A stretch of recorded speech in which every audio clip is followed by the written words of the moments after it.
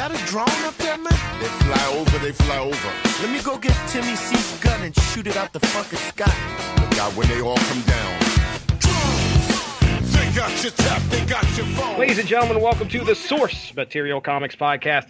We're coming at you here with episode 230-something. And you can check out the description of the podcast to figure out. I think it's 232, 233, something around there. Anyway, we got our very special. You always know back in the 80s and the early 90s when an episode of the TV show you loved to watch had a very special episode. It was, oh boy, it could be a good one. It could be a not so good one. Well, let's find out just which side this particular show lies on, because tonight we have a very special episode of Source Material where we bring to you, I think, our third iteration. I know this is the third iteration of DC Hanna-Barbera crossing over. We have talked a lot of DC Hanna-Barbera crossovers in the past. One that sticks out in my mind is, oh man, it was a classic. It was Snagglepuss. Exit. Oh, Harvest the Murgatroyd. Exit stage left. I'm so gay. Come on, that puss was not that high pitched. Oh goodness. So, all right, we have a full panel tonight. What we're going to be doing here's the breakdown. We are going to do something very similar to what we've done in the past with these shows, where we will take each of us will take an issue. We will pitch it to our judge, and our judge has the distinction to pick the best, let's just say the most convincing one that may make them pick up the issue and want to read it. So we'll find out how that goes down. So let's talk about the panelists first. Myself, Jesse Starcher, you've already heard my voice. Ronnie Adams expressing his discontent already, but he is here. Welcome, Ronnie Adams from the Screaming Boy podcast. DC Hanna-Barbera, are you ready, sir? Mm-hmm. Get a little of that enthusiasm, everyone. Enthusiastic.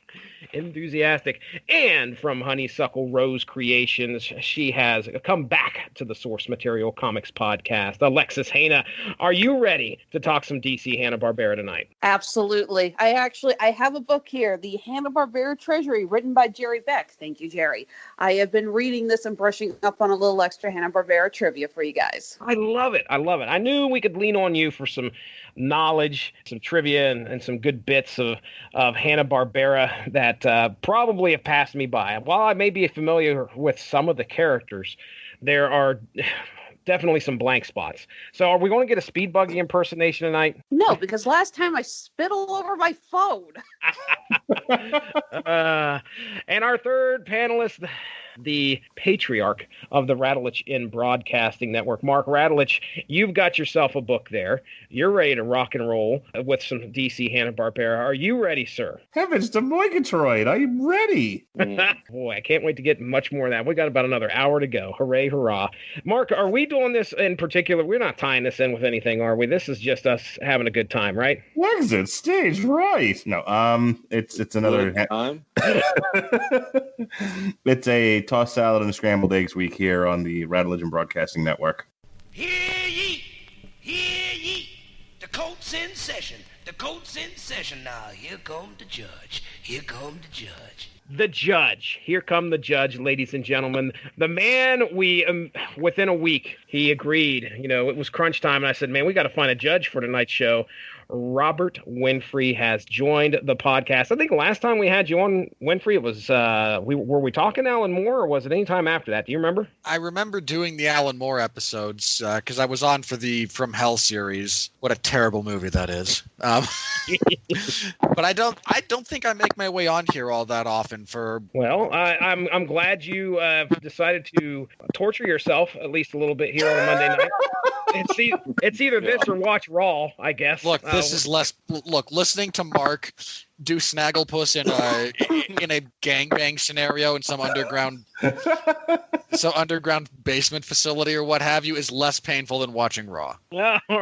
There's a mental image that I will never get out of my head. Thank you, Robert. Every time Mark does Snagglepuss's voice, it will now have a different connotation for you. Oh, exit stage left. Please. You're still not doing it stop right, it. man. It's too high pitched. You got Set the stage. He's not listening. I know, he's too high. Snagglepuss has a lower timbre to his voice. But I can't get the whole image of Snagglepuss in a gangbang out of my head now, and that's more of what I'm going for. Then why don't you stop? Why don't you stop? Okay, you can stop. There's a lot of things. Be all right. Ronnie, it's so good to have you back on here, man. I know you subject yourself. Why do you lie? I missed you here on the Source Material podcast, man. It's been forever since we've had you back on here. Why do you invite me on things that you know that I'll hate? There is a lot of entertainment value. Apparently it's good for the numbers. I don't know. Mark makes me watch terrible movies and then says, look, people listen. Ronnie, this is your last contractual obligation to me. After this, you're free to live your life and live in the woods. I signed no contract. How do I have to, what do I do? Make you believe that? Look, I guarantee you for at least one of those silly end user license agreements that you just click through, Mark is one of those contractually obligated you to the Radulich and Broadcasting. Right down there. It's probably true. There's small print, and then there's very, very, very, very fine print. Right there it is. Mark Radulich. Yes. Alexa signed one that says no matter how much money this network inevitably makes when I sell it, she gets no money just because she asked once. That's weird.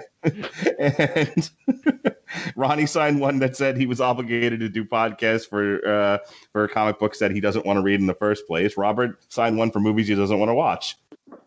All right. Well, you guys, best of luck to endeavors there. Well, okay. So, yeah, you guys, like I said, here's the deal. We're going to talk about the issues, not our issues, but the issues we're covering on the podcast here. To kind of run them down real quick. This is Yogi Bear, Deathstroke, Darkwing Duck, Magilla Gorilla. No, wait, Wait a second. Wing. What? All of a sudden, we brought in Disney. Yeah. What? Take two. If Darkwing Duck was involved, it might have made the material better. That would have been fun. All right, it's no, it wouldn't have. Deathstroke, Yogi Bear, Huckleberry Hound, Green Lantern, Top Cat, Superman, and Nightwing, Magilla Gorilla. We're going to start this out with Ronnie Adams. Ronnie Adams, you have Nightwing, Magilla Gorilla. We've got a gorilla for sale, Magilla Gorilla for sale. Won't you buy him, take him home and try him, gorilla for sale. See in the window, Magilla Gorilla, full of charm and appeal. Handsome, elegant, intelligent, sweet, he's really ideal. Don't you want a little gorilla you can call your own? A gorilla moving with you when you're all alone. This is the Magilla Gorilla Show, starring me and Mr. Peebles, with Mush Mouse and Pumpkin Puss, and Ricochet Rabbit and Droopball. Gorilla, Magilla Gorilla for sale. How much is that gorilla in the window? Take our advice at any price. A gorilla like Magilla is mighty nice. Gorilla, Magilla, gorilla for sale.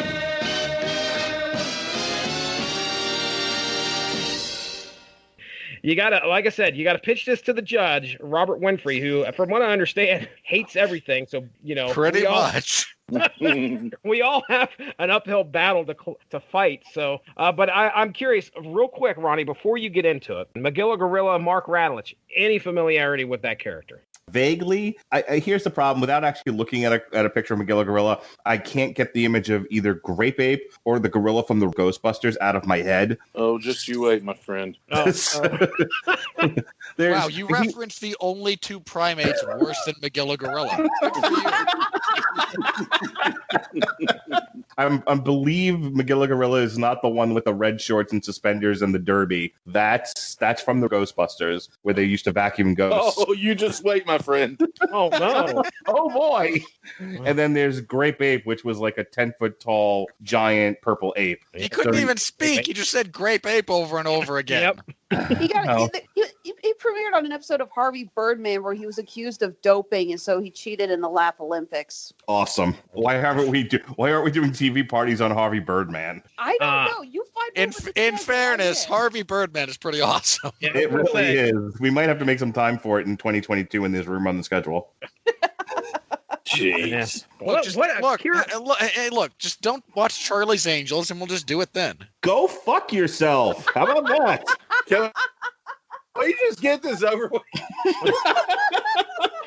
All right, Winfree, I mean, you obviously know a little bit about Magilla Gorilla. I mean, anything else you'd like to say about your familiarity with the character? No, I don't have a ton of familiarity with him. Even as a small child who might occasionally have been intrigued by the antics of Top Cat, or who was that donkey whose alternate persona was El Kabong? Dominic? Draw McGraw. That was a horse, and no, Dominic the Christmas donkey is not a thing. I know, right? Thank you, Ronnie. Yeah, he was. El Kabong. No, wait a minute. El Kabong was the alter ego of somebody else, wasn't it? Quick Draw McGraw. She said. Yeah, she said it twice. Oh, okay. It's like, what? I thought you guys brought me in here because I know Hanna-Barbera. If I'm going to just be, talked over, then what's the point? Welcome to the show, Alexis. All right, Ronnie, I mean, before you get into your story, Magilla Gorilla, you know much about this character before you read. I'm sure you learned a lot reading that issue, but I mean, tell me about Magilla Gorilla. Oh, I learned a lot. It taught you things you never learned in school. All right. I knew about Magilla Gorilla beforehand because I watched a lot of Hanna-Barbera when I was a kid. Okay. We open up on the Hollywood Sign, the backside of the Hollywood Sign, and we read or hear, however you want to say it, voicemail messages. Mr. Grayson, Mel Peebles, Peebles Management in Hollywood. I'd love to be Dick Grayson, Mr. Mel Peebles, big time talk, buddy. Call me. And then it just goes on. Dick Grayson is driving his convertible, nondescript convertible, through Malibu. 27 miles of scenic beauty. And this is what it says.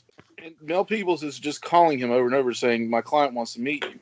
All expenses paid. I'll send a jet. Da, da, da. So Dick Grayson arrives at this lavish mansion. He gets buzzed in. He meets Mel Peebles. He has questions. He says, all will be revealed, my boy. Dick Grayson, say hello to.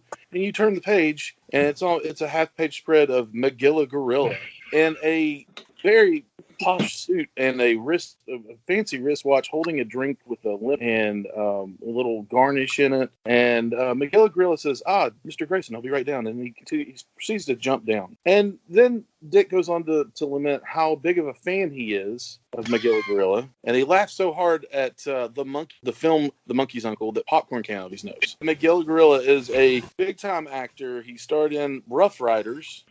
Is that a dog pun? No. The Rough Riders, surely you know about U.S. history, right? I honestly thought you were talking about the rappers. I hate you both.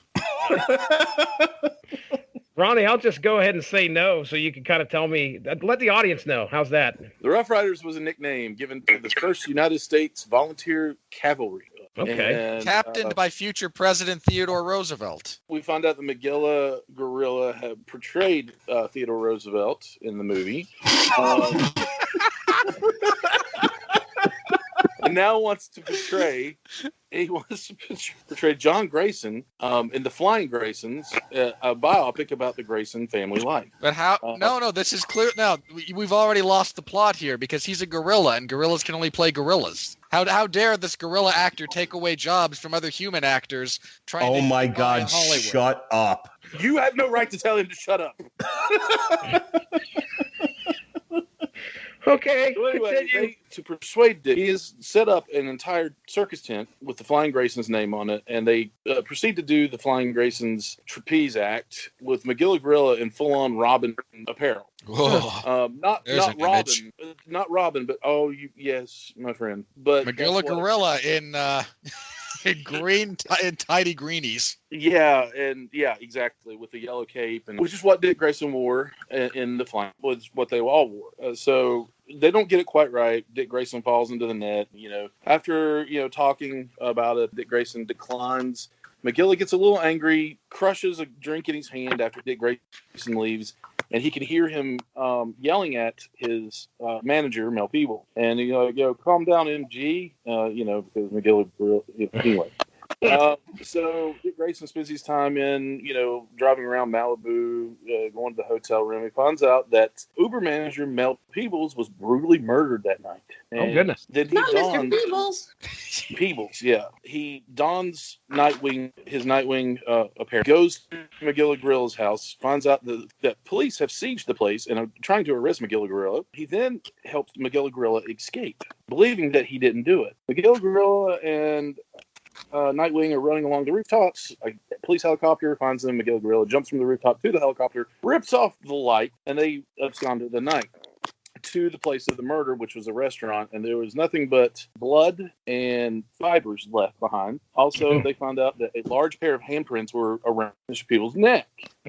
So he was strangled, beaten, and everything else. And the whole time he's saying that Mr. Peebles raised him from a small monkey, and he loved him, helped him get his big break in Hollywood. He said, of course, you and your father always see eye to eye. And it cuts to Nightwing yelling at Batman and all that. So they decide to go to the studio where Miguel Gorilla is an executive producer on the CLI Crime Lab Investigator series. And they actually have thousands of dollars of real equipment there. Where they're going to study the fibers and evidence. Yes. And they dress Sounds like somebody's very interested in what you're... Yeah. They dress Miguel Gorilla in a Dark Knight-esque Batman suit. Is he the Night Monkey? And he says, ID. Oh, hey, Mr. A. I didn't know you were shooting tonight. And he said, charity event. I didn't think they'd cast Nightwing yet. So apparently there's a little Affleck joke in there. Good one. Yeah. Good and one. they find out that the fibers left behind were gorilla hair, asked for an alibi. That Magilla gave his alibi as he was visiting his junkie sister, who starred with him in his first movies, but started hanging out with the wrong people. He didn't really turn his back, but she was using him for money. They go to see Madame Xanadu to get their fortune told and to see if they can find out who did it. So they were trying to find out if it was supernatural or possession or curse, anything that would make Magilla Gorilla do this, or who they were trying to find out who did this. They go to a beach to talk to someone, and it turns out that they thwart a robbery in process. That it's Ophelia Gomez, Mel's longtime administrative assistant, and they call her OG. So she joins the fray to prove Magilla's innocence. They find out that Magilla is not the only gorilla in the biz. That's what I was thinking. There has to be another gorilla around here somewhere. Was it Gorilla Grodd? Oh, it's happening. Well, I will tell you. They go to a birthday bash for none other than Grape Ape. Perfect. Who is so bad? Is their Beagle. And yeah. And they go and they order drinks for Miguel Gorilla. Miguel Gorilla gets mad when they find out that it's actually. I mean, they order drinks for Grape Ape, who gets angry that Miguel Gorilla is there. So does Beagle, and Magilla. Let's just say monkey fight. Miguel Gorilla is in the pants with green suspenders. Grape Ape is in his green pants, white shirt, green hat attire, and they fight until Dick Grayson gets his fighting sticks out and shocks Grape Ape into submission. They flee. They find out that Miguel Gorilla actually took Grape Ape under his wing to train him, and he became, I guess, essentially a douchebag. They were both up for the same part, apocalyptic space western, and he offered to coach Grape Ape, but they told him no, or he told him no. Casting director was a friend. I told her Grape Ape was difficult, killing any chance he had. Miguel Gorilla got the role, and it launched the franchise. Motive. Yep. So, it all links back to Batman telling him he's not ready, and then him telling Damian Wayne that he wasn't ready. Miguel Gorilla finds, says, but I don't have to lecture you about choices, do I, Mr. Grayson? And Nightwing goes, what? He says, please, human odors are like fingerprints, and your musk is exactly the same as when we were on the trapeze. Sandalwood into vanilla, citrus note. Got a little weird there. That's weird. So they go on. They find out that there's actually a gorilla that was riding around on Beagle's van or on Grape's van, wearing a suit that belongs to Miguel Gorilla, and they're going to Miguel Gorilla's junkie sister's hotel where she lives, and then they continue to fight. That's where this guy shows up, Dylan. I don't know who Dylan. I think that was his sister's boyfriend, who actually was impersonating Miguel Gorilla. Sure. And he's the one that killed Mel, along with Beagle. And they all get into this big fight where Grape Ape still thinks Miguel is guilty. It's just this big and then they figure out that it's actually Beagle, and he pulls a pistol, tries to shoot Grape Ape. But McGilla jumps in front of the bullet. Sacrificed himself. No, let the grape ape die. Just as Nightwing throws a batarang and cracks Beagle Beagle in the face. It goes on, it says, oh no, McGilla, and then Grape Ape says, I'm sorry, McGilla, I didn't know he killed Mel. No, stay with us, big brother. He says, no, I'm sorry for everything. That should have been better to the both of you, my family. And they're like, hold on, help's on the way. You know, what I did was wrong. I did it for me, not for you. I couldn't admit that. Great. You don't have to admit it. You're ready. You've always been ready. And it turns out that 1 year later, this is actually a scene in the life of nice. That Grape is playing Dick Grayson, McGilla is playing John Grayson, and that Dick Grayson has given them the rights to the movie, and they have won awards. Wonderful. And then it says, watching McGilla Gorilla up there in his element, working with his protege, his family, he's happy. Isn't that what we all want? To find people that'll catch you when you fall and call them a family. I always miss you, Mom and Dad, but I'm in good hands. Roll credits. How long was this book? 80 fucking pages? Listen, I want to put you through the same thing that I went through when I read. All right. Well, okay. Are you done, Ronnie? I got questions. Yeah. What's your question? Okay. Well, no. First off, did you enjoy yourself? Second off, oh, you've made that abundantly clear, sir. Trust me. This is the third worst Hanna-Barbera. I love how he's ranking them now. The third worst. Well, okay. First was Snagglepuss. Second, very, very close. Second was Flintstones. Yeah. I would rank Black Lightning and Hong Kong Phooey above this. Nice. All right. Well, and that was a disaster. I want to ask Alexis. Okay, McGilla Gorilla, give us something to go on here. I mean, I caught a little bit from what Ronnie was saying, but can you give us a little bit of knowledge about McGilla Gorilla, Grape Ape, anything like that? You got anything in your pocket there? Yeah, McGilla Gorilla, the concept was he was a gorilla in a pet store, and the owner, Mr. Peebles, was constantly trying to get someone to buy him. And of course, the gimmick was if he got purchased, something would go wrong and he'd get returned to the pet shop by the end of the cartoon. Mm-hmm. Really nice of him to offer a return policy on the gorilla. Stand-up guy. I didn't realize Peebles was a real character. I thought it was Mario Van Peebles he was talking about. Yeah. No, Peebles was the name of... He basically looked almost exactly like Mr. Spacely, but had a much higher voice. Awesome. And he dies in this one, Ronnie? Mr. Peebles definitely got killed. Beagle Beagle. Okay. Ronnie, I don't know if I misheard you or not. Did you mention if OG showed up in this? Yeah, she did. Okay, I'm sorry. There was a little static, so some parts of what you said didn't come through, so I didn't know if I That's all right. You didn't miss much. Tell me about OG. OG was the only other recurring character. She was a little girl. It was kind of a running joke that they called her OG because her expression was always OG. So the joke, and she wanted to buy McGilla Gorilla, and of course there was the joke that Mr. Peebles would basically offer any price for him, but OG's parents would not let her take him home. You know what? Good parenting. Don't let your small child adopt a gorilla. It's common sense. Come on. All right. Any other characters? Grape Ape there, Alexis? You got any? Obviously, Winfree wants to know more. So Grape Ape is terrible. Hang on. Let me pull open the book here and see. Grape Ape. After. Let's see here. Grape Ape. He's the first instance of actual Pokemon. He can only say his own name. Grape Ape. He talks. No, he talks. Thanks, Mark. He talks occasionally. He just mostly, constantly emphasizes his words with his sentences with Grape Ape. So. Okay. Grape Ape. Nah, it doesn't look like I've got a lot on Grape Ape. If he's in here, I can't quite find him. I don't think he's Hanna-Barbera in the same way that the others are. I think he might have loosely been associated with during his broadcast time, at least with a different animation studio. Well, here's the thing, actually. He is Hanna-Barbera. The problem is he did not have his own show. A lot of these characters had their own shows, like McGilla Gorilla, Pete Potamus, Huckleberry Hound, and the like. And then there was a ton of characters who did not get their own shows and were basically just little sub pieces on those. For example, Magilla Gorilla also had segments on a show featuring Pumpkin Puss and Mushmouth and Ricochet Rabbit and This is my life. I remember. I can vaguely remember Pumpkin Puss and Mushmouth. Mushmouth, first of all, was a character on Fat Albert. Mouse, Mushmouth. Yeah. Oh. Yeah, come on, Mark. I stand. Sorry. Go ahead, Alexis. Okay. Apparently, Great Bape did actually have his own show very briefly, but he was originally paired up actually with Tom and Jerry. Oh, I didn't know that.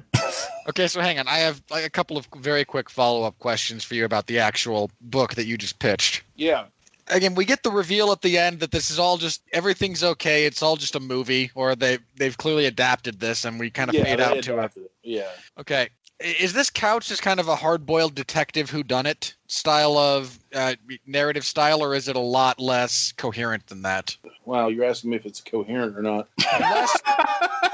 No, I gave you a very specific style of narrative. That's a hard question to ask, to answer, I should say. Well, I mean, it's not hard-boiled in the sense of a detective story, but it is very much a whodunit, you know? Okay. It's very lighthearted. It's very bright and colorful, and other than the fact that Mr. Peebles dies horribly, but it's definitely a whodunit. Okay. I just wanted to real quick shout out Heath Corson as the writer of A Shrewdness of Apes, and pencils by Tom Grummett, Tom Derenick, and inks by Cam Smith, Andy Owens. There you go. Ronnie, have you ever heard of Heath Corson before? Nope. Don't want to hear about him again. All right. Moving on. Let's go. Here we go. Alexis, you're up next, right? Yeah, I guess so. Here, let's hear what you got. What's on the docket? Deathstroke meets Yogi Bear. Yogi Bear is smarter than the average bear. Yogi Bear is always in the ranger's hair. At a picnic table you will find him there. Stuffing down more goodies than the average bear. He will sleep till noon, but before it starts, he'll have every picnic basket that's in jelly from heart. Yogi has it better than a millionaire. That's because he's smarter than the average bear. Kellogg's, your best choice in cereals. The best to you each morning brings you... Who else? Yogi Bear.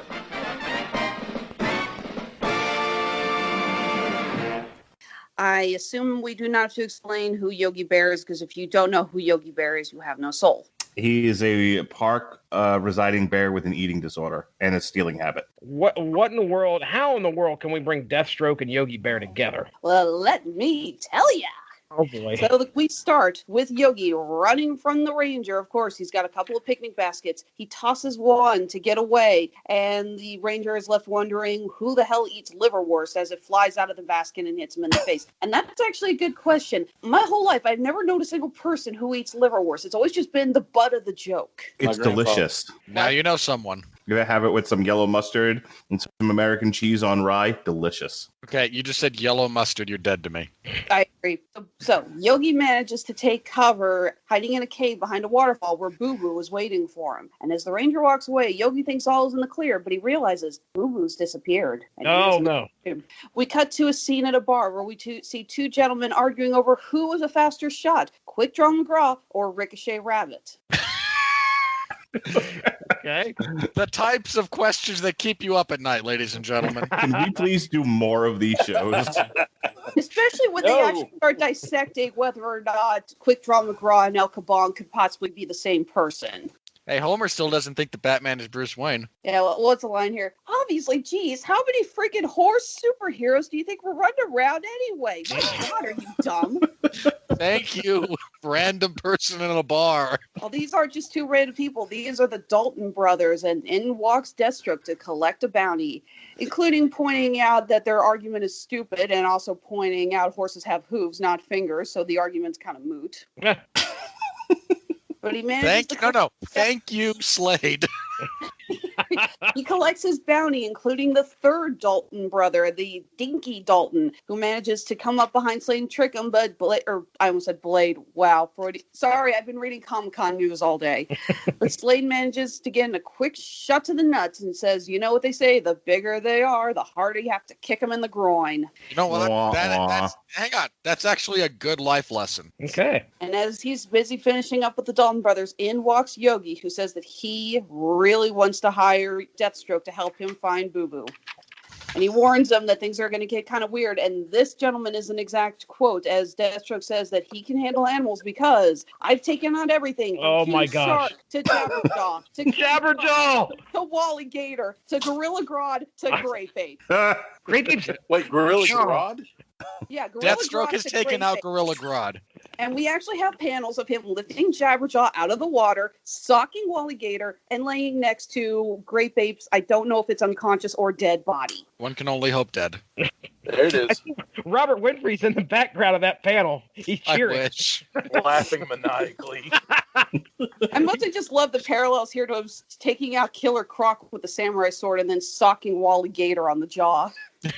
What did Wally Gator do? Is Wally Gator a villain? No, but he took him out. He took out Jabberjaw. He took out Grape Ape. Poor Jabberjaw. Now, Jabberjaw does not look healthy, just looking at that panel. I'll put that out. But neither does Grape Ape laying on his back, so. Exactly. So they managed to get to Jellystone Park, and the animals are attacking, including a vicious rabbit with fangs and claws. So I guess Monty Python was telling the truth. So they get to the park, and they see the ranger who's trying to fight off these crazy animals, almost to be taken out by a giant, monstrous deer with sharp horns, or as the ranger calls him, Frankenbambi.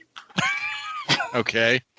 But Deathstroke saves him, cuts off Frankenbambi's head, and they decide to go looking for where Boo Boo disappeared. So Yogi takes them to that cave behind the waterfall, and boom, trap door a few feet back that they didn't notice before. They jump down, but see a bunch of armed soldiers who Deathstroke quickly takes out. And as you can see by the fact that these gentlemen have a certain bee-like insignia on their uniforms, you can probably put two and two together on who they work for. The Hive? This is a DC villain group? Yep. And at that moment, Deathstroke is snapped up by a giant purple octopus. And at first you think, oh, great, they got Squiddly Diddly on their side. But if you look closer, you notice that not this what I thought at all. you notice that this octopus actually has a certain T-shirt on, or, well, it's kind of a T-shirt bib thing, green with an R on it. And if any of you have watched Laugh Olympics, you know that this is actually not Squiddly Diddly. It is Orphle Octopus, who is the pet of, and we get the reveal of our villains,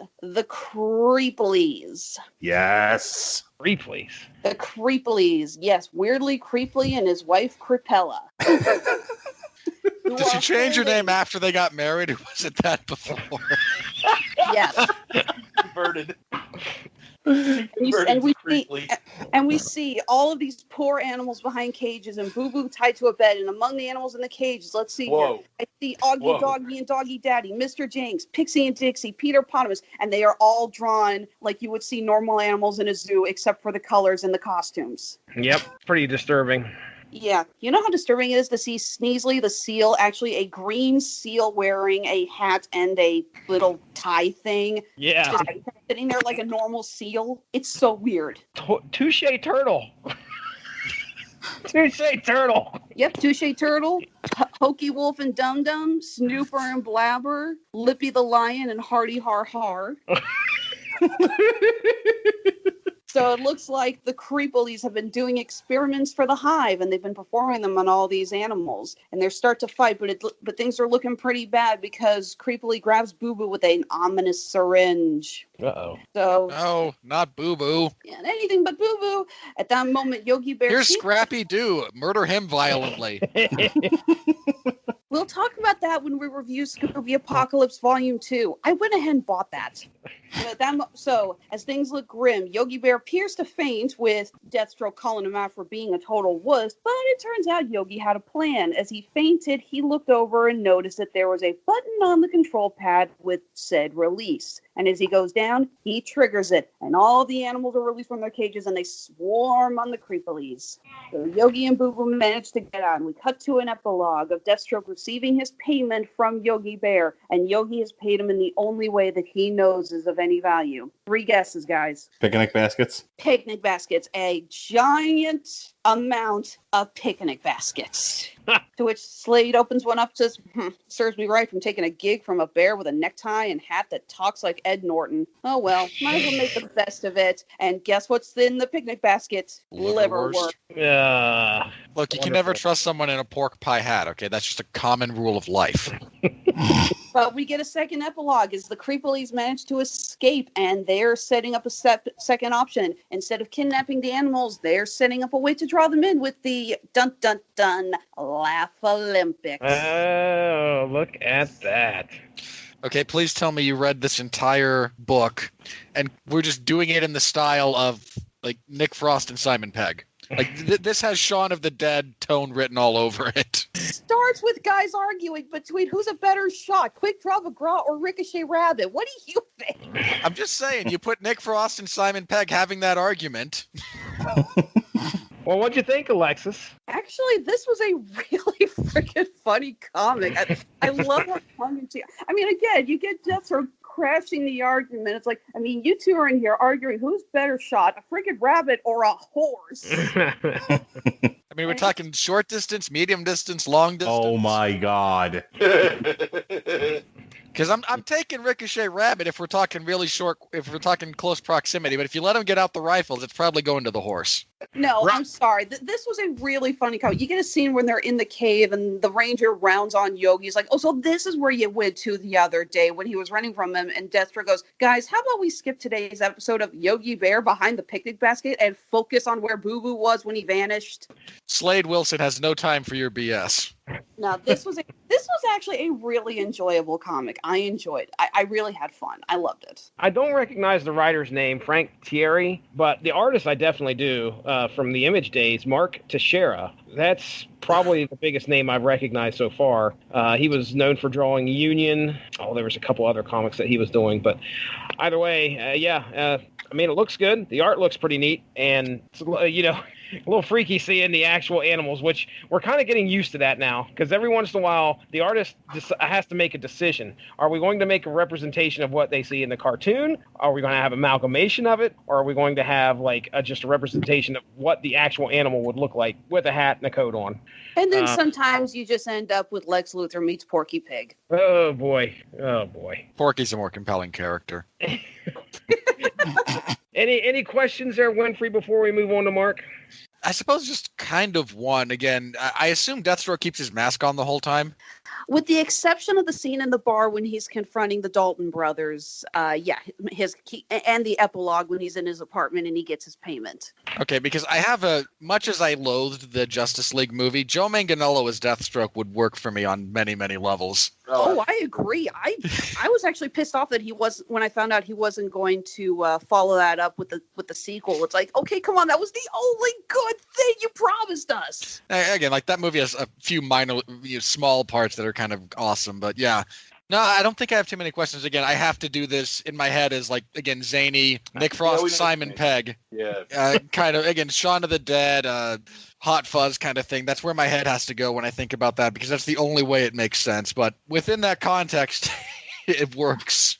All right. Well, we're going to move on to Mark Radulich. Mark Radulich, who is going to be coming together in your comic? Huckleberry Hound and the John Stewart iteration of the Green Lantern. The biggest show in town is Huckleberry Hound for all you guys and gals. The biggest clown in town is Huckleberry Hound with all his cartoon pals. It's Huckleberry fun, it's for everyone. So come on, gather round. Get yourself all set, tune up your TV set for Huckleberry Hound. That oh so merry, Chuckleberry, Huckleberry Hound.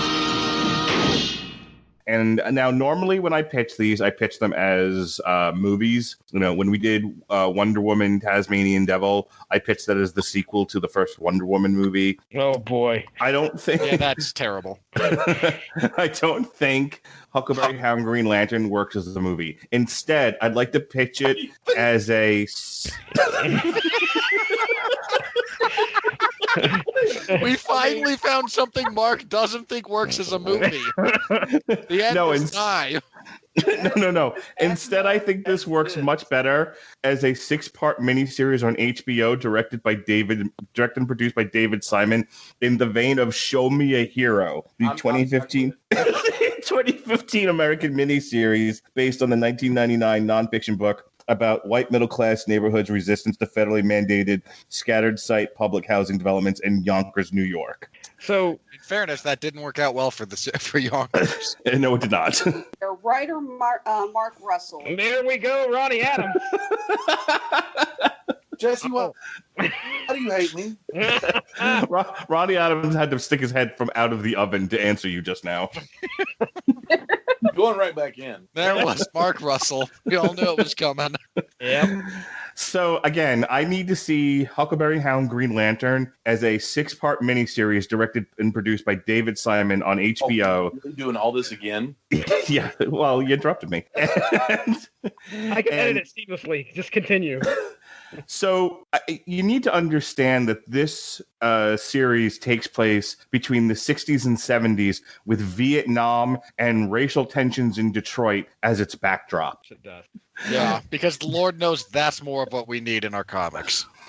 John Stewart has been granted the power of the Green Lantern, but he struggles to know when to assert that power. When is it appropriate? And when you set that against the racial tensions of early 1970s Nixon-era Detroit, where you see the white cops oppressing black people in the streets, white Detroit middle-class folks calling the cops on gatherings of black folks, and John Stewart struggling, Robert Winfree, to know, do I use my ring to right the wrongs of racial inequality, or do I wait for the bigger events that calls the ring into power?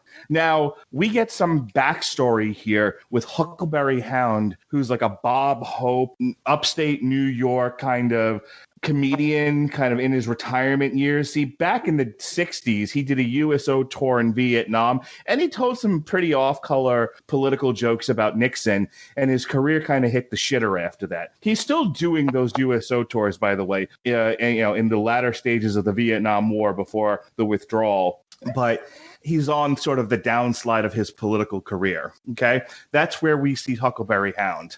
And so when John Stewart, whose brother had already gone to Vietnam, came back a hero and was killed by the white cops in the streets of Detroit for doing nothing but being a black man on the street. See, this is why this works really well for HBO. John Stewart is then drafted, his poor mama crying on the floor as her second son is drafted to Vietnam after her first son was killed after he had already survived the war. Can't you feel the angst in this series?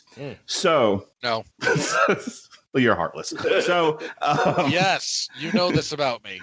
So John Stewart goes to Vietnam. He meets Huckleberry Hound, where Huckleberry Hound is doing his USO show, and they get to talking a bit. And then years later, after John Stewart has come upon the ring, the Green Lantern ring, he happens to run into Huckleberry Hound again, and they're kibitzing. They're having a drink in a bar, and they're just kind of talking about how things went after they had met each other in Vietnam. And like I said, this at this point, we're into the Watergate era Nixon. We're into the withdrawal of the troops from Vietnam. This is all set as the backdrop at this point. John Stewart and Huckleberry Hound go out into the streets, and they're talking with some brothers in the street. And once again, the fucking white people call the cops on them. And the cops come, and Huckleberry Hound nearly gets shot in the melee. And that's where John Stewart pulls the ring out and says, this isn't what this ring is for, but I gotta break the rules, man. I gotta break the rules to break the tension of racial inequality.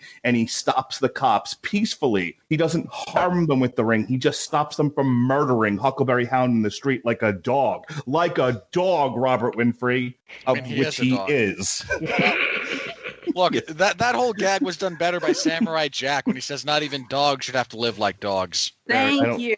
I don't watch Samurai Jack, so you are a heathen. I get to know him in good company here. Anyway, John Stewart uses the ring to save Huckleberry Hound from the white cops. he realizes that sometimes you gotta break the rules. And that's his final test for whoever he's being trained by in the Green Lantern tour. And there it is. There's your 6-episode miniseries brought to you by David Simon of The Wire fame. So, yeah, that all sounds terrible. I'm not gonna lie. I thought about like, how am I gonna do this? This is the worst thing I've ever read. And I'm like, I'll pitch it. I love that even you just acknowledge, yeah, this is the worst thing.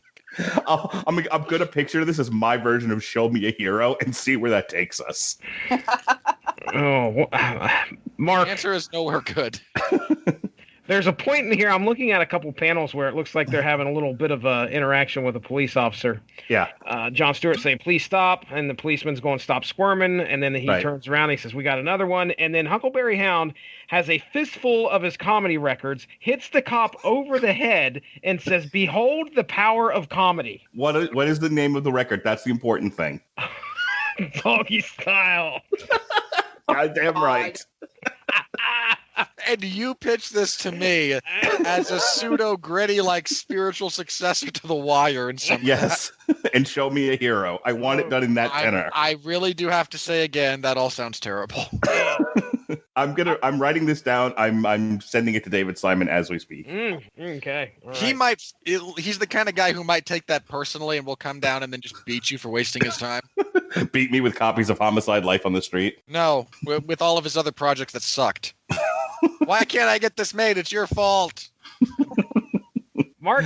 Yes, sir. This is Mark Russell. I mean, yeah, it's very Mark Russell. That's what I was going to say. We usually like his stuff. You did not like this outing, huh? Here's the problem. Unless you do it my way, where you really get into the racial tension of the 70s, and you get into sort of the grit, muck, and mire of Vietnam, and Huckleberry Hound's just there as Bob Hope, but that's your story. It's a black man living in the late 60s, early 70s Vietnam era against the backdrop of Nixon. There's no story here. Nothing. There's nothing. Is there any other like cameo appearances? We got Huckleberry Hound all over this thing. Any other cameo appearances by any other Hanna-Barbera? I don't know. Some pink skin Green Lantern bitch in the beginning. Look, it's Mark Russell. Of course, he's not going to do any more than is contractually mandated with any idea other than what he believes came out of his own ass. Okay. All right, Alexis, I mean, we've talked Huckleberry Hound to death. Do you have any fun bits about Huckleberry Hound that anything that make us all smile again? No pressure. After I've depressed everyone. I did find something kind of interesting. When they created Huckleberry Hound with this blue color, it was kind of made a little obvious that TVs were not in color at this time. They were still in black and white. But Hanna-Barbera purposely designed them with the color that they knew that would be recognizable in a light gray tone and would still stand out a little bit. So if you couldn't see the color on the TV, they would still recognize it. Okay. So that's kind of cool. If I'm reading correctly, he was one of the first earliest Hanna-Barbera characters to get his own show. Let me see who he shared with. Hang on a second. Let's see here. Yeah, Huckleberry Hound's one of the OGs. He is one of the OGs. Can I just say I never understood the appeal of Huckleberry Hound? Like, I never really got what his shtick was. Ask my dad. No. Right here. Yeah, it looks like his other segments were usually filled with Pixie Dixie and Mr. Jinx. Most notable that Huck garnered an Emmy Award for Outstanding Achievement in the field of children's programming for the fledgling studio, the first ever for a TV cartoon. Yeah, good for him. All right. Okay, again, I get your pitch. How many other ridiculous moments involving Huckleberry Hound are actually in the material that you just glossed over because I understand you're wanting to your pitch for the adaptation. Well, there's the stand-up where you meet him on the downslide of his career in Vietnam. There's the flashback to when he got in trouble and got his show canceled because of the shit he said about Nixon. There's him talking to Jon Stewart in the bar. There's him getting shot or nearly shot by a cop. That's about it. Oh, such a loving tribute to our favorite cartoon characters, right, Ronnie? He hits a cop over the head with a doggy-style record. I'll admit, I did read that one, and I kind of liked the jokes they made about Nixon's dog, Checkers. I knew Checkers. That was funny. In the biblical sense. Oh, no. Well, look, I can only... anytime someone brings up Checkers, I get the flashback to Futurama with... Shut up, damn it! Yes, I would no more part with this body than my beloved Cocker Spaniel Checkers. Barf, barf, barf. Shut up, damn it. All right, so here's Thomas Nixon is the best. Here's the tweet I'm about to send out. Green Lantern Huckleberry Hound Special 2018 by Mark Russell. David Simon, can you please adapt this for HBO in the spirit of Show Me a Hero and The Wire? Tag me in that, please. No. You got it. Why? Am I doing at source material or at Stiznarky? Oh, don't put source material on there. Nope. He's gonna look at that tweet and say, "Wow, the stoners are really coming out of the closet now." I do not. And we're all sober. That's all right, and I'm tagging Huckle something Rose Creations. Oh, well, I was going to say Huckleberry Hound. Go ahead. I'm not a drinker. I don't need Mark Russell turning an eye toward this podcast. All right. No, don't need it. So many DMCAs are about to come our way. Bring Mark Russell on. No. No. SH0NUFF. I will take him on. All right. Okay, here we go. All right. It's my turn. Match, Mark Russell. The death match. So can I just safely assume I lost this one? You look. wait. Hold on. Diving shit, I know a little bit about what Jesse has to pitch, so don't count yourself dead last just yet. All right, so here we have Superman and Top Cat, okay? Top Cat, the most effectual Top Cat, whose intellectual close friends get to call him DC, providing its wit dignity. Top Cat, the indisputable leader of the gang. He's the boss, he's a bit, he's a championship, he's the most tip-top Top Cat.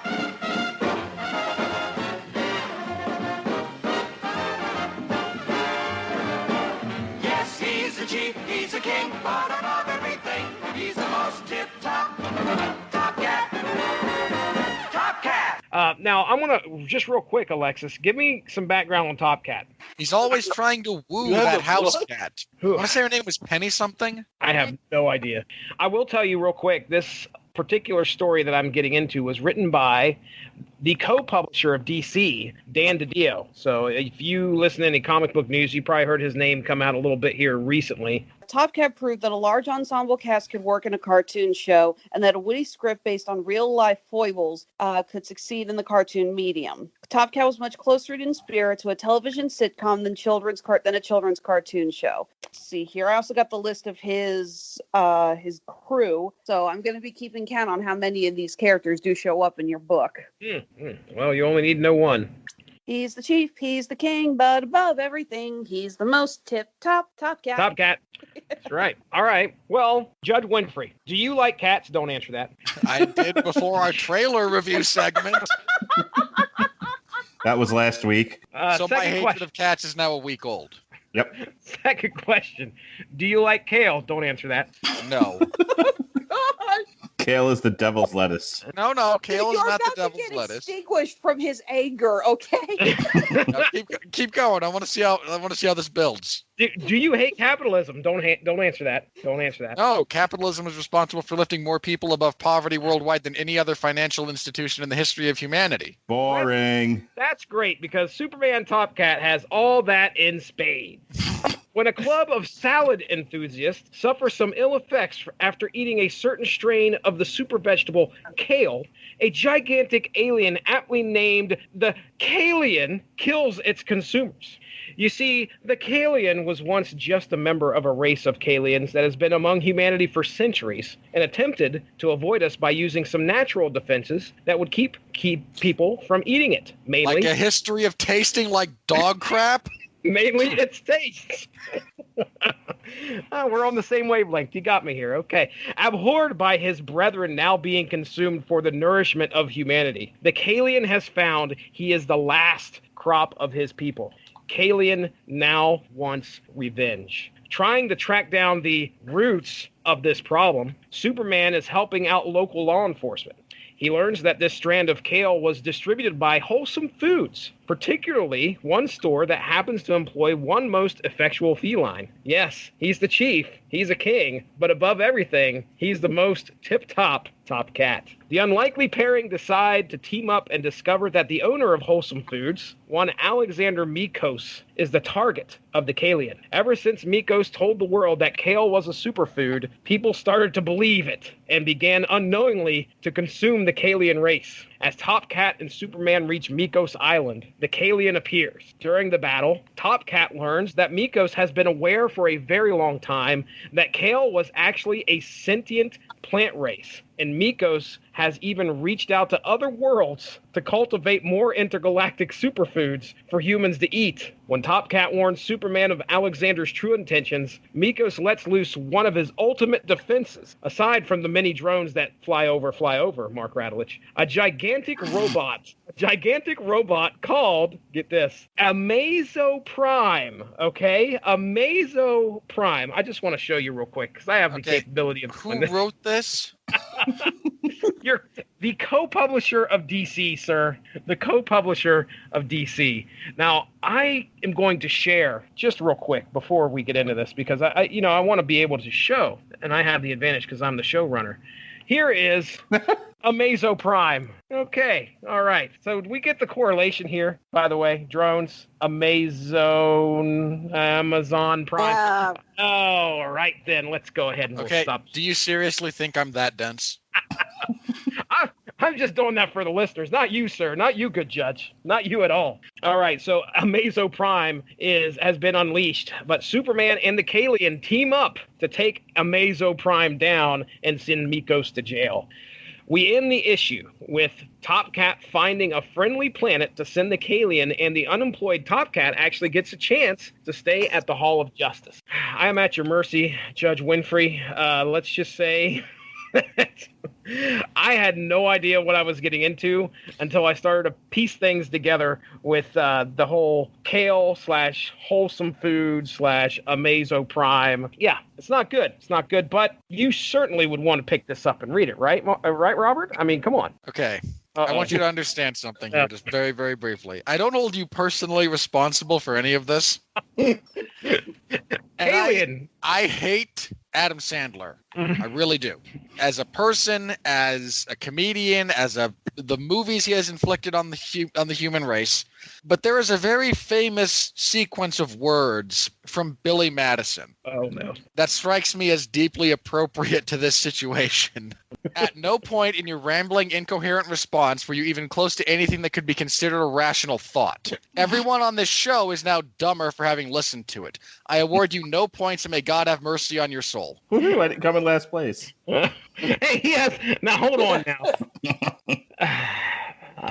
I had some really tough material to work with. All right. No one could have sold that. Kalian. No. It was a being made of kale. Okay. Superman had a problem with him at first, and then they teamed up against fucking Jeff Bezos of the damn of Amazon Prime fame.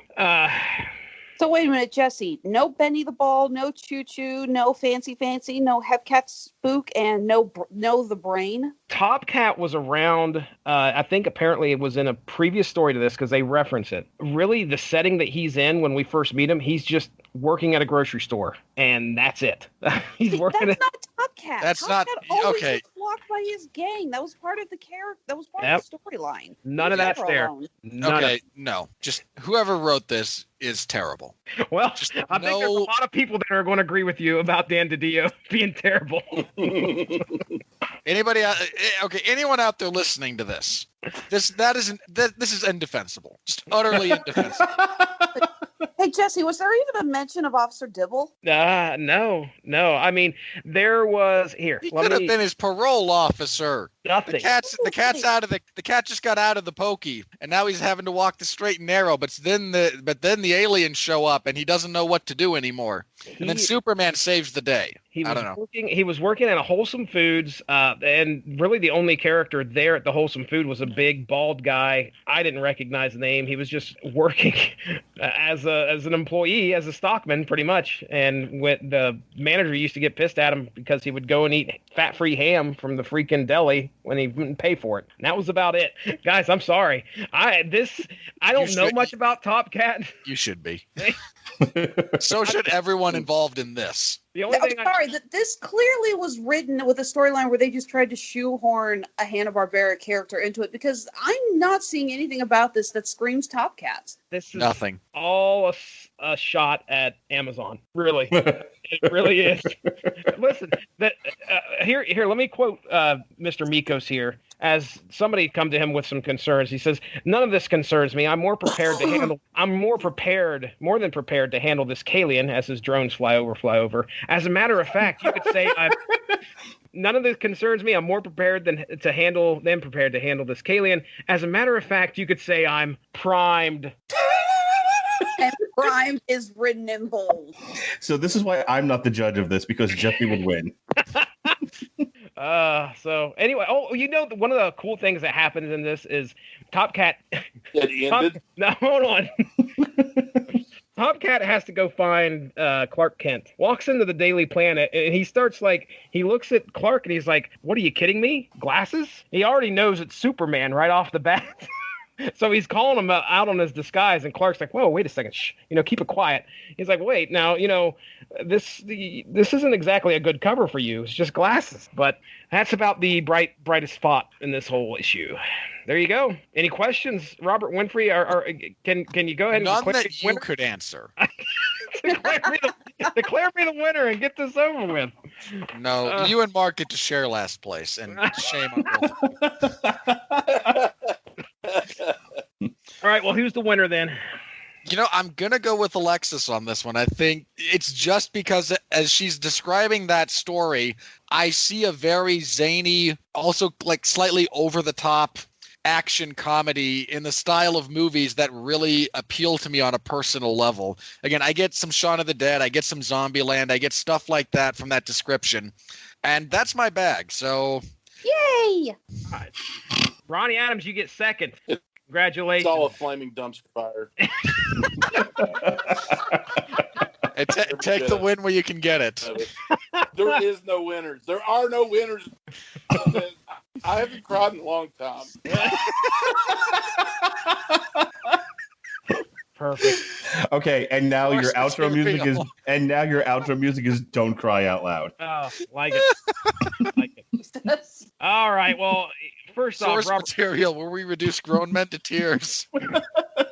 It's happened on this podcast before. More than once. Well, Robert Winfree, once again, thank you very much for coming on here and judging this nonsense. We had a good time, though, for sure. And Alexis, I didn't have to read any of this, so I'm okay. Yeah, that was the big selling point. I thought if I could get him on, I just tell him he doesn't have to read it. He'll probably be more inclined to come on and listen. But yeah, Alexis, thank you again for coming on. Appreciate it there. And Mark Radulich, of course, the patriarch, and Ronnie Adams of the Screaming Boy podcast. Thank you once again. Let's go ahead. We'll get into plugs, and then we'll get our butts on out of here in this podcast. So let's now remember today's date that this is broadcasting is July 29th, people, when we do our plugs. Okay. Oh yeah, sure. Time travel. All right. So Ronnie Adams, we'll start with forward. Ronnie Adams, we'll start with you, sir. Do you have anything in the works? Are you still hanging out there, just kind of chilling? What's the plan?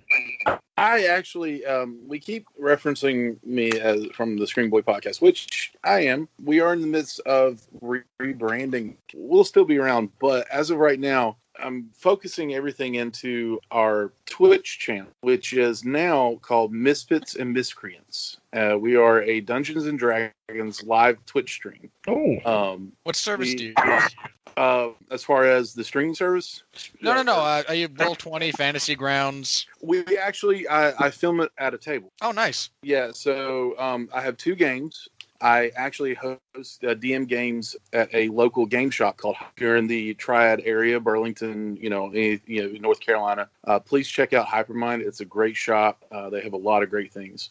Board games, tabletop, role-playing games, Magic the Gathering, everything that you could imagine. Also, I run a home game with another great group of people who are all new to the game. As of right now, the pre-stream for my home group is going to be Death House, which is a prequel to a book called Curse of Strahd but we're going to move on from that to a module that just came out that I'm actually homebrewing a larger campaign around. It's a lot of fun. As soon as we start streaming, I'm going to put links up all over social media and all that stuff, so people can join in. Also on the side, I've decided that if anybody wants a DM in the area locally, if they want to try it, they have birthday parties, you can get a hold of me through social media, different aspects, and I will come to you and DM a game for you and teach you how to play for a small fee, mainly just to support my habit, not to get rich off of it or anything, but it's small monetary fee, but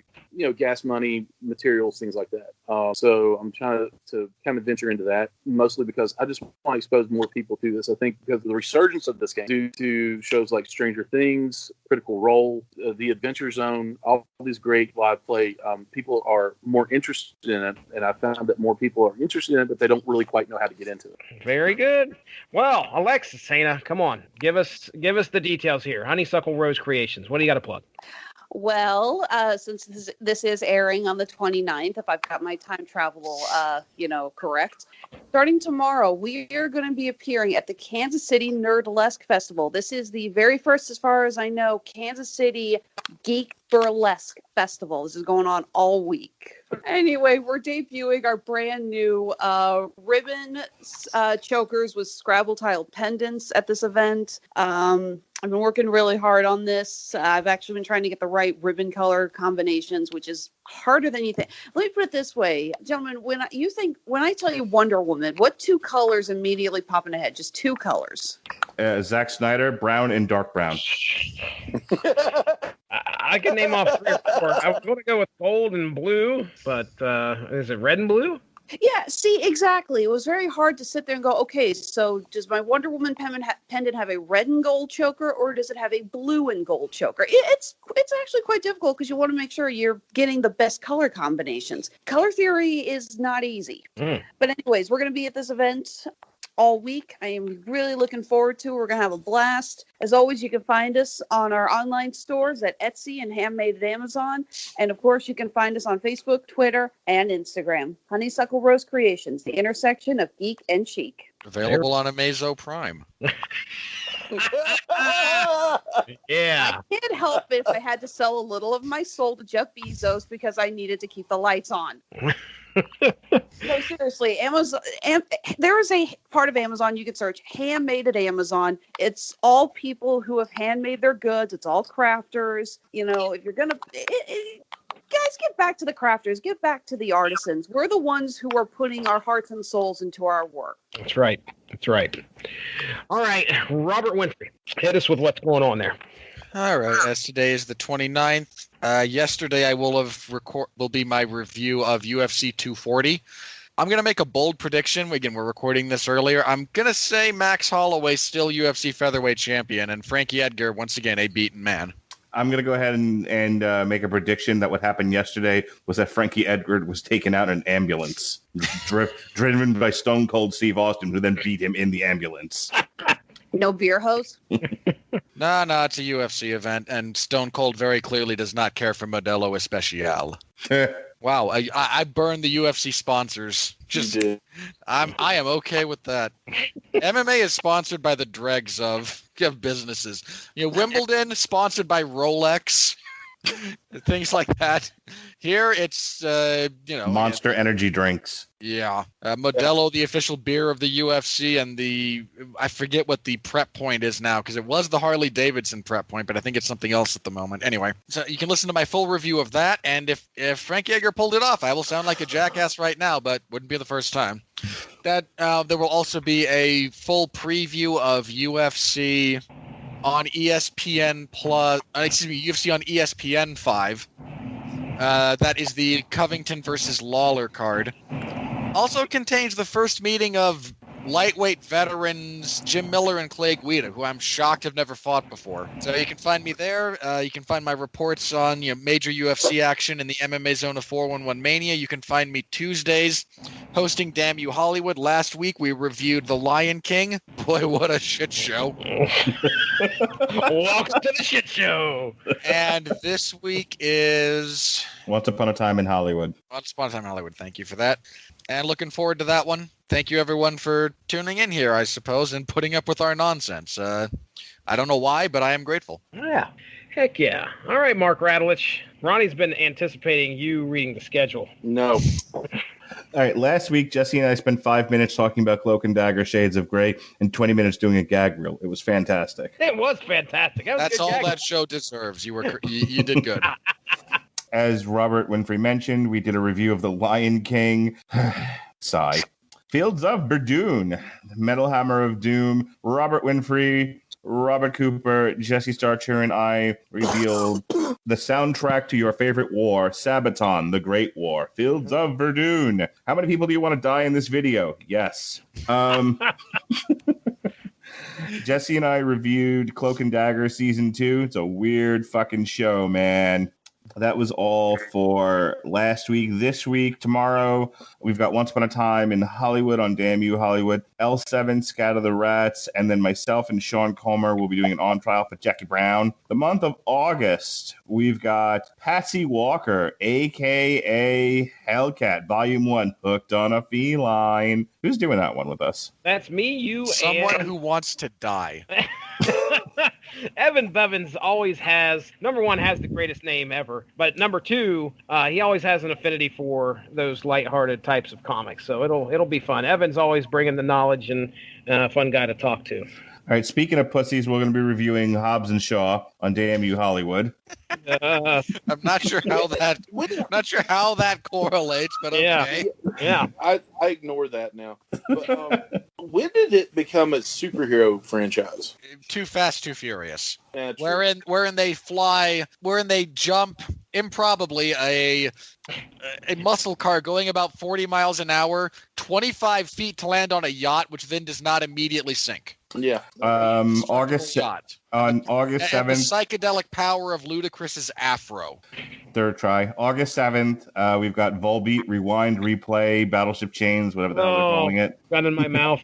Sean Comer and I will be doing a TV party on August 8th for Orange is the New Black, the final season. And I twisted Pat's arm just enough for us to do coverage of Carl Frampton versus Emmanuel Dominguez on ESPN Plus, live coverage on Saturday, August 10th. Tune in for that. We've got source material, The Kitchen, on August 12th. Then we've got a Damn You Hollywood for The Kitchen, because I just love making Robert Winfree watch Melissa McCarthy movies. I don't think I'm going to see that. Yeah, you are. I don't think I am. You don't have a choice. I most certainly do. You're contractually obligated. Slipknot, We Are Not Your Kind, on August 14th. We'll have a TV party tonight for a SummerSlam on August 15th. Ooh. And then Sean and I are back for a special Friday TV party tonight for Glow Season 3. Just skipped Season 2, huh? And we did Season 2. We've been over this already. We've got the first iteration of the Alan Moore Book 1 Saga of the Swamp Thing on August 19th. Big bunch of people on that one. We've got 87 people on that show. We've got a TV party for the one and only season of Swamp Thing on DC Universe on August 20th. Jesse Starcher and I will be reviewing The Art is Moira. It's Moira, Jesse. Moira. Human Target. And then myself and Sean Comer will be doing an on trial for the 1982 iteration of The Swamp Thing. Oh, bad. Sorry. Complete with a girl being stabbed in the boob, which is the best part of that movie. This is the one where the dude gets his head crushed, right? I don't know. All I remember is the boob being stabbed. Yeah, I remember that. Of course. We had a big discussion about that. I don't remember if it really actually happened. It happened. Yeah, Did John Carpenter do that? Maybe. I want to say that it was, but I can't remember now. Crap. Anyway, go ahead. There's a whole bit in that movie where he's clearly got hands and fingers, but it's so wildly uncoordinated that he can't actually hold like a glass beaker and then declares, "I can't do science anymore." Perfect. I can't do science. Just announced right here in our shoe. Screaming Boy Podcast. Myself, Alexis Hanna, and yours and your friend and mine, Ronnie Adams, will be reviewing D23. Then we've got on source material DC Universe Last Sons to go along with our TV party for season 2 of Krypton. Wes Craven did Swamp Thing. Yeah. And then we've got I knew it was one of them. Rage of Light Imploder on the Metal Hammer of Doom August 28th. And then on a special afternoon iteration of TV Party tonight, myself and Alexis Hanna will be reviewing the Banana Splits movie brought to you by the Sci-Fi Channel. Wow. Because I am literally the only person in the entire universe that is actually excited for this. No, I'm excited too. Who? And then finally, AEW All Out. I'm all the way out, Jesse. Will be on August 31st. Along with They went from all the way in to all the way out in a hurry. AEW, I'm all the way out. Zip. In. No, I'm done. I'm out. Do it in your Snagglepuss voice. Oh God! I'm all the way out. Even. It's still too high pitched. Good God.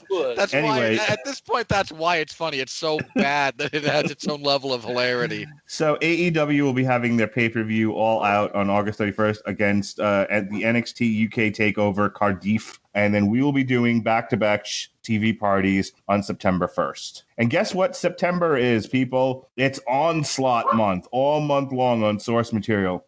All 4 volumes of Onslaught, and then Gotham by Gaslight. That's terrible. Onslaught is the worst. We are going to have a blast 4 straight weeks of Onslaught right here on source material. It's a terrible character. So tomorrow I'm taking my kids to go see like the 40th, 50th, 60th, I don't know how many years it is, anniversary of the Muppet movie, which is coming back to theaters for like a 2-day fandom event. I'm going to see if I'm going to see if I can get my kids to do a Darn You Hollywood review of the Muppet movie. Darn you, Hollywood. So, ladies and gentlemen, you know what I'm going to do. I'm going to throw the old canned plugs in here at the end. Real quick, Chris Armstrong. Don't cry out loud. Chris Armstrong and I are going to be dropping, if it hasn't dropped already, we're going to be dropping our 0 issue of our new podcast called Unspoken Issues, our tie-in with the Unspoken Decade, that great 90s comics website / Facebook page that's out there. But yeah, our 0 issue, basically our origin story, is going to be dropping here pretty soon. Just keep an ear out for that if it hasn't already dropped. But yeah, go check out the unspokendecade.com, great 90s comic book fan site that's out there, hosted by one Dean Compton. Ladies and gentlemen, that is Ronnie Adams. That is Alexis Hanna. Mark Radulich is right over there. And the good judge, Robert Winfree. I'm Jesse Starcher. Have a good one. Bye-bye. That brings this episode of Source Material to a close. Thank you all for joining us. Make sure to give that Radulich in Broadcasting Facebook page a like to stay up on top of all the great podcasts we have to offer. We are at home on Spreaker, but you can also find us on iTunes, Stitcher, TuneIn Radio, and recently we have hit the air on Spotify. Find your favorite podcast platform and type in RADULICH to subscribe for some great content. If you enjoyed this show, please feel free to share and spread the word. And as always, we appreciate any feedback and look forward to entertaining you again soon. How do they speak for us?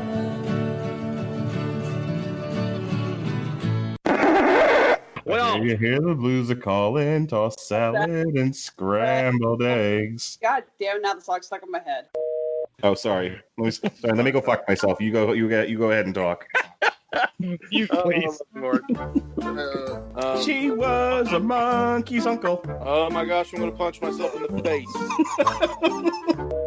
I only watch Fat Albert because #Black folks. Oh my god. That's wonderful. That's wonderful. And now we're demonetized on YouTube. Why do I bother? I googled grape ape, and you want to know what the first thing that comes up is? A marijuana strain named after it. Give me a bag of that grape ape. Would this be the 2012 or the 2004 grape ape, and from which part of Compton was it grown?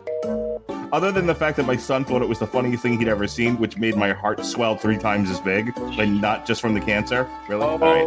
Wow. Ronnie, you know one thing that you missed? How dark it's gotten on this podcast.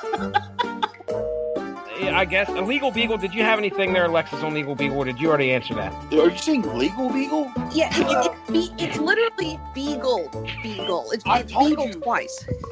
How do you spell it? 7 times. Beagle, Beagle. B-E-E-G-L freaking E. B-E-G-L-E. Beagle. Mother freaking Beagle. Purple gorilla that sat on the roof. Logic is out the window. Yeah. Okay, seriously, Mark, all this talk about, Huckleberry Hound, how he's your dad's favorite character, and the fact that you sing on every single podcast, and we don't get a single drop of Oh My Darling, you, sir, have failed. You're not the first person to tell me that. But all while being a closeted homosexual dog. I don't know how he did it. Is Ronnie still alive? Ronnie? No. Jesus, who had to sacrifice a goat to get that out of there? Goats are terrible. I need all the information about nerd burlesque. Mark is a very lonely man. Muppet Babies. Do a thing for you. Also a really good show. I cannot believe that was 2 hours.